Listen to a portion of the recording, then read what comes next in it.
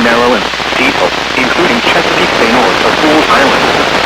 This concludes the weekly Chesapeake Weather Radio All Hazards, station KIH28 in Philadelphia, Pennsylvania.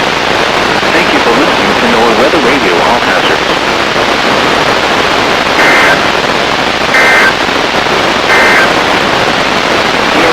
National Weather Service forecast for Chesapeake Bay north of Fool's Island.